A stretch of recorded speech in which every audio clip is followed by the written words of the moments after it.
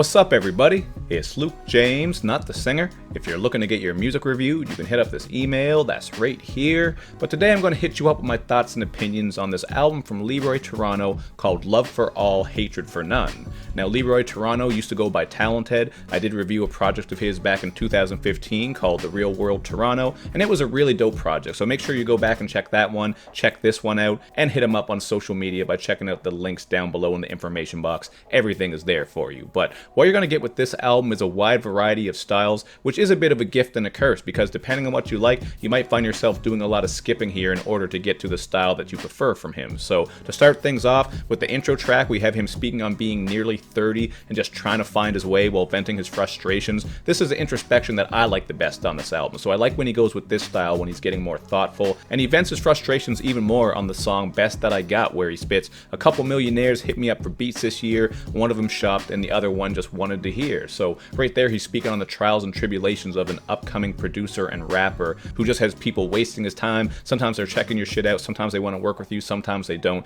I certainly appreciate that. And once we get to the song Overthinking, this is an even more introspective track where him and Rashawn Jones are thinking about their goals and where they're at in life. I just love the theme of this track as well as the smooth production and catchy hook, so I would put that as one of my favorites because it's just solid all around. But to balance out the thought-provoking content on this album are some tracks that get very generic and don't deliver anything that's too unique or refreshing. You get Chirp Freestyle and Don't Out That. These tracks have hazy production that's kind of reminiscent of Pierre Bourne, and you're going to get all kinds of those stop and go flows that are sprinkled with A and This is a reoccurring thing on some of these tracks. You're also going to get it on the cartoonish track No Coke. So that's not a style that I'm into. I think it kind of gets boring quickly in my opinion, but I know that's a style that a lot of people do like. So like I said earlier, depending on what you like, you're going to be skipping around to find the type of track that you want to hear from Leroy Torawno, because he is giving you a bit of everything. That's the good thing about being versatile, is you can reach a larger audience, but at the same time, sometimes it can be hard to have people who like everything that you're doing because you have so many different sounds. But those people certainly exist, so I'm not taking that away from him all the way. But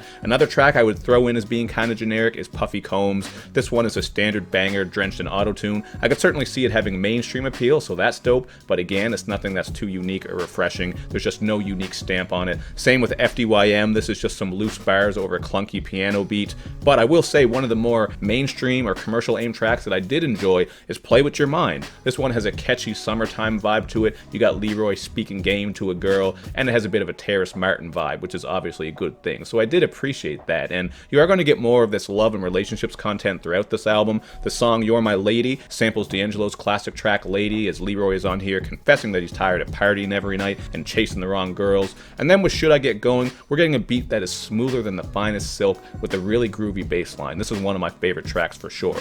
You get great singing vocals, and Leroy and Swampy Swave Jackson are reaching out to the ladies, man. That's all they're doing on this track right here. So again, this is another style you're getting from him. You got those more introspective tracks, you have that bouncier mainstream sound, and then you're going to get tracks like this that are very smooth and aim more towards the ladies. We got to talk about the song Hurt though, because this one is aimed at the ladies, but it has a really clever concept because Leroy is rapping about having this girl. She's an Instagram model, she has all kinds of followers and likes, she has celebrities and athletes jumping in those DMs, and he's just painting the picture of what it's like to deal with that insecurity. So this was a really clever idea. I think as far as songwriting goes, this is a track that stuck out to me, and he does get more into the insecurity that can arise dealing with love and relationships on the song Lonely's the Only Company. You get a somber and jazzy backdrop here as he's really rapping about how difficult it can be to find the right one, build those relationships, connect with people, something that we've all gone through before. So these are moments I think a lot of people will be able to relate to and connect with. But I gotta say, one of the standout tracks on this album has gotta be Slavery Baby. This has a great production on it as well. It's very smooth,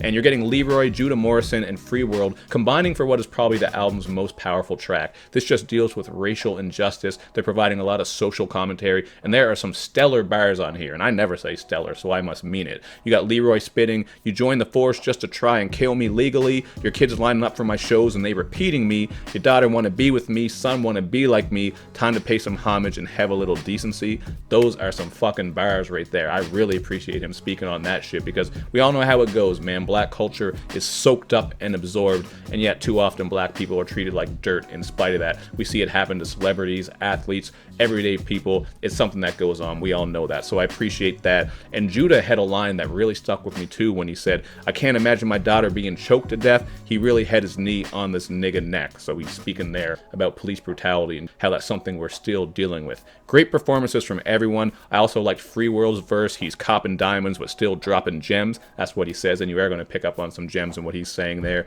So that's a great track, man. But overall, this album to me was a bit of a mixed bag. I am going to go with the 7 out of 10 because I do like more tracks than I dislike, and I do appreciate the variety. But as I said earlier, I think people are going to be doing a lot of skipping here, because for me there were a lot of tracks that I just didn't care for at all, and I wouldn't go back to because of the style. So that's kind of the risk you take by doing this wide variety of sounds. It's a good thing, but people are going to be picking and choosing. You know, once in a while you will get some people though who do like all these tracks, and that's dope. So I appreciate what he's doing here. Check it out for yourself, and of course hit me up in the comment section because I always want to know how you guys feel. Make sure you do that good YouTube and social media stuff where you show me love and you show me lots of it. Thank you for watching, everybody. I will see you next time.